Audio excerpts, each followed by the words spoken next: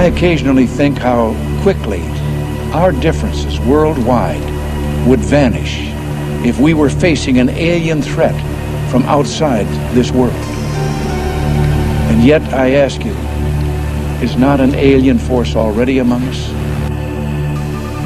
Looks like you got an object right in front of you, Mark. Can you look out there? Discovery, we're sending you an order to stay vector. Sparkling bed of diamonds out there. Is that a real picture, or are we just getting some video fuzz?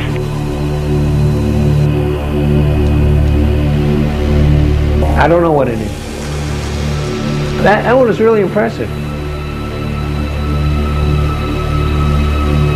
There are, on the other side of the coin, at least 5 proofs that the objects were not ice particles, therefore spacecraft, and they were either extraterrestrial or terrestrial, obviously.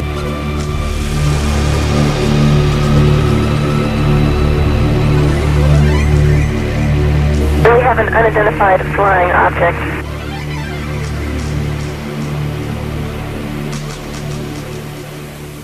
For over 2,000 years, humankind has speculated that it is not alone in the universe. But it wasn't until September 1959 that American astronomers first put forward a practical, technically feasible proposition to search the cosmos for life forms other than ourselves.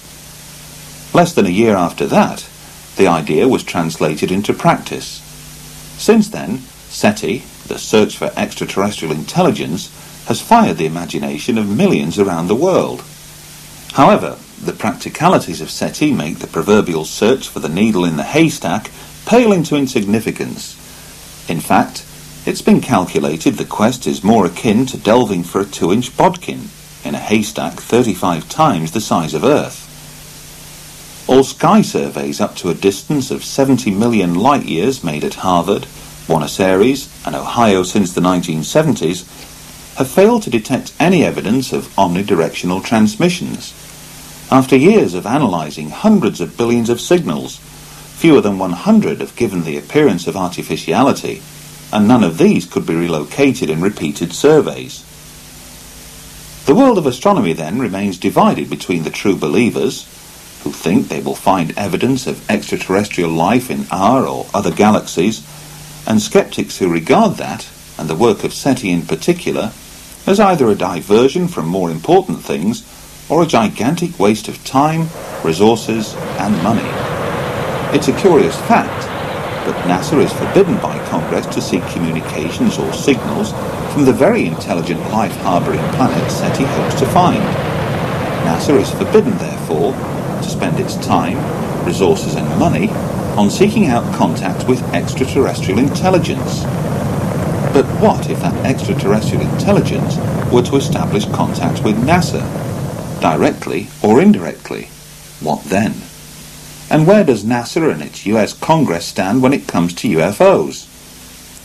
Could a small proportion of the residual evidence, gleaned from millions of worldwide UFO observations and case histories, point to an extraterrestrial presence already in our midst? Should claims and statements made by credible professionals and observers be ignored? Should intensive and documented interest shown in the UFO phenomena by every strand of the military and intelligence community be simply tossed aside? Should countless photographs and film footage taken of the phenomenon over the years be looked upon as worthless? Should radar tapes, which have recorded the phenomenon on 400 occasions, be deemed as flawed? Should Congress, then, pay lip service to NASA, the scientific community at large, and its military and intelligence chiefs, or is it time that politicians began to address the most important issue of our time?